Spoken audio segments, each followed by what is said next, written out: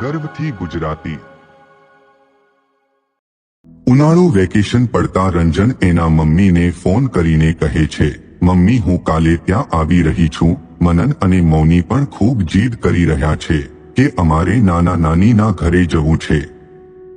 રંજનના mummy બોલ્યા, હા બેટા, તું બાળકોને લઈને આવી જા, અમને બધાને ગમશે અને બાળકોના લીધે આખું ઘર પણ હર્યું ભર્યું લાગશે।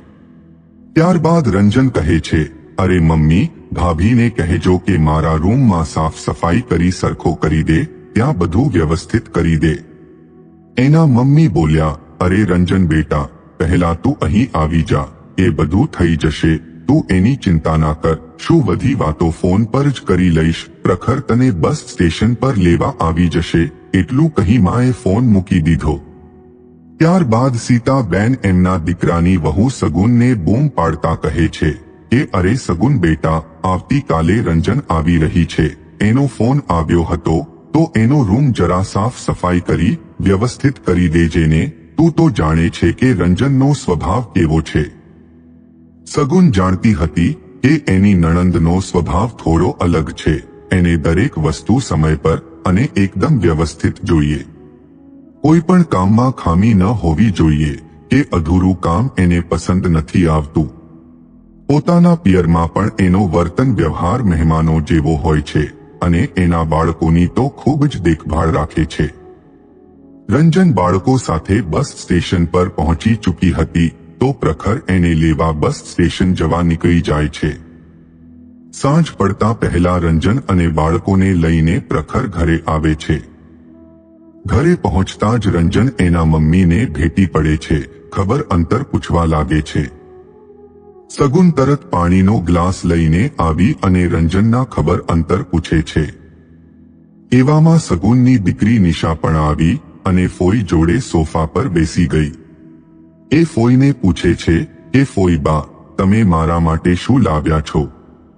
રંજન એની ટ્રોલી બેગ ખોલે છે અને એમાંથી એક સુંદર પિંક કલરનું ફ્રોક કાઢે છે અને નિશાના હાથમાં આપે છે। નવું અને એના ફેવરિટ કલરનું ફ્રોક મેળવીને નિશા ખૂબ ખુશ થઈ જાય છે। ત્યારબાદ બધા બાળકો ભેગા મળીને મસ્તી કરતા રમવા લાગે છે। ત્યારે રંજન કહે છે કે ભાભી, અમારો રૂમ વ્યવસ્થિત છે ને? ગઈ વખતે આવી હતી તો રૂમનો પંખો અમારા આવ્યા પછી સરખો કરાવ્યો હતો અને કુલર પણ નહોતું। એટલી ગરમીમાં પંખાની હવામાં સૂવું પડતું હતું અને એસી તો માત્ર તમારા રૂમમાં જ છે, એમ કહી રંજન હસવા લાગી। સગુન કહે છે, દીદી, આ વખતે તમે અમારા રૂમમાં સૂઈ જજો, અમે બીજા રૂમમાં સૂઈ જઈશું, ત્યાં તમને ગરમીનો કોઈ પ્રોબ્લેમ નહીં થાય।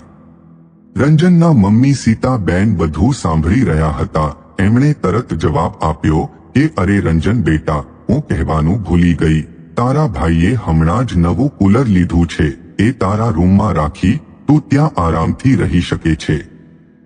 રંજન હસતા હસતા કહે છે કે અરે મમ્મી, હું તો એમ જ ભાભી સાથે મજાક કરતી હતી, પણ હકીકત એ હતી કે રંજન દરેક વાતમાં એના ભાભીને મહેણા મારતી રહેતી અને સગુન બધું સારી રીતે સમજતી અને જાણતી હતી, પરંતુ એ હંમેશા ચૂપ રહેતી, ક્યારે કોઈ જવાબ ન આપતી। સગુન ઈચ્છતી હતી કે રંજન જેટલા દિવસ અહીં રહે, ખુશ રહે અને એમને કોઈ પણ પ્રકારની તકલીફ ન પડે, કારણ કે હવે પપ્પા હયાત નથી તો આ ઘરમાં એમને ક્યારે પપ્પાની કમી ન વર્તાય। સગુન કોઈ પણ રીતે એની નણંદને ખુશ રાખવાના પ્રયત્નો કરતી। પ્રખર બજારમાં જઈને ઘરનું કરિયાણું અને બાળકો માટે મીઠાઈ, કોલ્ડ ડ્રિંક, ચોકલેટ અને આઈસ્ક્રીમ લઈ આવ્યો, જેથી બાળકો ખુશ થાય। આમ રંજન અને એના બાળકોનું નાના નાનીના ઘરે ઉનાળુ વેકેશન શરૂ થઈ ગયું। એક દિવસ બપોરના જમવાના ટાણે બધા જમી રહ્યા હતા અને સગુન ગરમા ગરમ પૂરી તળી રહી હતી। ત્યારે સીતાબેન બોલ્યા, વહુ બેટા, તું પણ બધાની સાથે જમવા બેસી જા, પૂરી હું તળી લઉં છું। સગુન કઈ બોલે એ પહેલા રંજન બોલી પડી, અરે મમ્મી, તમે શું કામ પૂરી તળવાનું કહો છો? ભાભી તળી તો રહ્યા છે। હવે તમારી ઉંમર નથી આ બધા કામ કરવાની, જ્યારે જુઓ ત્યારે આખો દિવસ કઈનું કઈ કામ લઈને બેસી જતા હોય છે, આરામ કરવાનું તો નામ જ નથી લેતા। સગુન એના સાસુ તરફ જોતા કહે છે કે મમ્મી તમે બધા શાંતિથી જમી લો, હું તો હમણાં જમી લઈશ. આમ રંજન એના પિયરમાં આરામથી દિવસો વિતાવી રહી હતી. પ્રખર પણ રજાના દિવસે આખા પરિવારને રેસ્ટોરન્ટમાં જમવા કે પછી કોઈ પણ સારી જગ્યાએ ફરવા લઈ જાય છે. એક દિવસ વાતોમાં રંજન એના ભાભીને પૂછે છે કે ભાભી શું તમે તમારા પિયરમાં નથી જતા? જવાબ આપતા સગુન કહે છે કે હું તો જવાની જ હતી, કારણ કે મારા પપ્પાની તબિયત સારી નથી રહેતી, પણ પછી તમારો ફોન આવ્યો કે તમે અહીં આવી રહ્યા છો તો મેં પિયર જવાનું કેન્સલ કરી દીધું. મમ્મી એકલા હાથે આખા ઘરનું કામ ન કરી શકે, એટલે હવે તમારા ગયા પછી જ મારા પિયર જવાનો મેળ પડશે. રંજન બોલી, સારું કર્યું ભાભી કે તમે પિયર ના ગયા. એક તો ત્યાં સાસરીમાંથી હું થાકીને આવું, એટલે અહીં પિયરમાં તો આરામ મળવો જોઈએ ને, નહીતર હું તો અહીં ન આવું. ત્યારબાદ સગુન કહે છે કે દીદી તમારી પણ નણંદ હશે અને એના પિયર આવતી હશે, તો શું એમને પણ ત્યાં પૂરતો આરામ મળે છે? ત્યારે રંજન કહે છે કે ના ભાભી, હું તો ચોખ્ખું મોં પર કહી દઉં છું કે મારા એકલીથી આખા ઘરના કામ નહીં થાય, એમણે મને મદદ તો કરવી જ પડશે. એટલા મોટા પરિવારના સભ્યો માટે હું એકલી જમવાનું કેવી રીતે બનાવી શકું છું? સીતાબેન પણ થોડે દૂર બેઠા બેઠા બધું સાંભળી રહ્યા હતા. એમણે તરત કહ્યું કે તો પછી અહીં તારા ભાભીને ઘરના કામોમાં કેમ મદદ નથી કરતી? એ પણ તો એકલા હાથે આખા ઘરનું કામ કરે છે, થાકી જતી હશે. અરે મમ્મી, તમે તો તમારી વહુનો પક્ષ લઈને બેસી ગયા. એવું હોય તો હું મારા સાસરે પાછી જતી રહીશ ભાભી, અને તમારા પર બોજ નહીં બનું. એટલું કહીને રંજન રડવા લાગી. સગુન જાણતી હતી કે એની નણંદનું આ દર વખતનું હોય છે. થોડું અમથું કંઈ કહો કે તરત ખોટું લાગી જાય છે અને રડવા બેસી જાય છે. સગુન વાતને સંભાળતા કહે છે કે અરે દીદી, મમ્મીનો કહેવાનો એ મતલબ નહોતો. તમે અહીં આરામથી રહો. મને તો આદત છે કામ કરવાની. તમે દર વર્ષે આવો છો, પણ મેં તમને ક્યારે કોઈ ફરિયાદ નથી કરી. આમ સગુન વાતને સારી રીતે સંભાળી લે છે. ત્યારબાદ એક દિવસ સીતાબેન રૂમમાં આરામ કરી રહ્યા હતા. ત્યાં રંજન આવી અને પૂછવા લાગી કે મમ્મી, આ ભાભી ક્યાં છે? હું તો ક્યારની શોધું છું, ક્યાંય દેખાઈ નથી રહ્યા. મેં તો બધા રૂમમાં તપાસ કરી. સીતાબેન બોલ્યા, હા, એ તો મને કહીને ગઈ છે કે થોડી વારમાં આવું છું, કદાચ કોઈ કામસર ગઈ હશે. ત્યાં રંજન મમ્મીના ગળામાં જુએ છે અને પૂછે છે કે મમ્મી, આ તમારું ગળું કેમ ખાલી છે? તમે સોનાનો દોરો કેમ નથી પહેર્યો? ક્યાંક ભાભીએ તો નથી રાખી લીધો? સીતાબેન જવાબ આપવા જઈ રહ્યા હતા કે સગુન રૂમમાં દાખલ થઈ અને સાસુના હાથમાં દોરો આપતા કહ્યું, લો મમ્મી, આ તમારો સોનાનો દોરો. સીતાબેન રંજનને કહે છે, આ રહ્યો મારો સોનાનો દોરો. થોડા દિવસ પહેલા તૂટી ગયો હતો તો વહુ એને સરખો કરાવી લાવી. રંજન કશું બોલી ન શકી.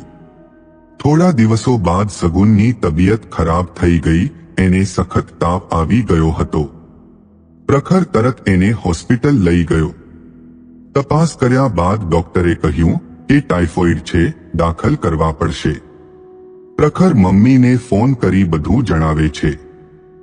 સીતાબેન રંજનને બધું કહે છે અને તરત હોસ્પિટલ પહોંચે છે. સીતાબેન સગુનના પાસે બેસી એના માથે હાથ ફેરવતા કહે છે કે બેટા, તને સારું થઈ જશે, તું ચિંતા ના કરતી. સીતાબેન પ્રખરને કહે છે કે પ્રખર બેટા, તું ઘરે ચાલ્યો જા. ઘેર રંજન અને બાળકો એકલા છે અને રંજનને કહેજે સગુન માટે ખીચડી બનાવી દે. હવે આખા ઘરની જવાબદારી રંજન એકલીના માથે આવી ચૂકી હતી. એ કરી પણ શું શકતી? એણે બધા માટે જમવાનું બનાવ્યું અને સગુન માટે ખીચડી પણ બનાવી અને પ્રખર જોડે હોસ્પિટલમાં મોકલી આપી. સીતાબેન સગુનને ખવડાવી ઘરે પાછા આવતા રહ્યા અને ઘરે આવીને જોયું તો રંજન કામ કરી રહી હતી અને બાળકો પણ ચૂપચાપ એક રૂમમાં રમી રહ્યા હતા. મમ્મીને જોતા જ રંજન પૂછે છે કે મમ્મી, ભાભીને હવે કેવું છે? ત્યારે સીતાબેને કહ્યું કે સગુન ખૂબ કમજોર થઈ ગઈ છે, થોડા દિવસ એને હોસ્પિટલમાં દાખલ રાખવી પડશે. તું તો હાલ અહીં જ છે તો મારે કોઈ ચિંતા નથી, તું ઘર સંભાળી લેજે. રંજન મનોમન વિચારી રહી હતી કે આ વખતે હું પિયર ન આવી હોત તો સારું હતું. દર વખતે હું અહીં પૂરતો આરામ કરીને જાઉં છું, હવે તો ફરવા જવાનું પણ બંધ થઈ જશે. વિચાર્યું હતું કે સરસ રીતે શોપિંગ કરી લઈશ. પિયરમાં શોપિંગ કરવાની મજા જ કઈ અલગ હોય છે. સાથે પાર્લરમાં જઈને મેકઓવર કરાવી લઈશ, પણ હવે એ બધું અશક્ય લાગી રહ્યું છે. રંજન જ્યારે ભાભીને મળવા હોસ્પિટલ પહોંચી ત્યારે રૂમમાં આવતા જ કહેવા લાગી, શું ભાભી તમે પણ અત્યારે બીમાર પડી ગયા? હવે જલ્દીથી સાજા થઈ જાઓ, મારાથી તમારું ઘર નથી સંભાળાતું. સગુન બોલી, અરે દીદી, આ તો તમારું જ ઘર છે, તમે તમારું ઘર સમજીને જ તો આવો છો, તો પછી આવું શા માટે કહો છો? ત્યારબાદ સગુનને સારું થઈ જતા ઘરે લાવવામાં આવી. ત્યારબાદ થોડા દિવસ પછી એકવાર એણે રંજનને કહ્યું કે દીદી તમે મારા રૂમની તિજોરી ખોલી, એમાં થોડા બેગ પડ્યા છે, એ લઈ આવો. રંજન બેગ લઈને આવે છે અને એમાં જુએ છે તો બેગમાં સુંદર નવી નવી મોંઘી સાડીઓ હતી અને બાળકો માટે પણ ઘણા કપડાં હતા. રંજન આશ્ચર્ય સાથે બોલી, અરે ભાભી, આ બધું શું છે? સગુન જવાબ આપતા કહે છે કે દીદી, આ બધું તમારા માટે છે. તમે આવવાના હતા એના એક દિવસ પહેલા જ અમે આ બધી શોપિંગ કરી લાવ્યા હતા, કારણ કે મારા પપ્પાની તબિયત સારી નહોતી, તો શું ખબર ક્યારેક અચાનક મારે પિયર જવું પડે. મમ્મીએ તો મને કીધું હતું કે તું પિયર જતી આ, પણ તમે આવવાના હતા તો હું કેવી રીતે જઈ શકું? આ તો મારે ક્યાંક અચાનક જવાનું થાય તો એડવાન્સમાં બધા માટે કપડાં ખરીદી લાવ્યા હતા.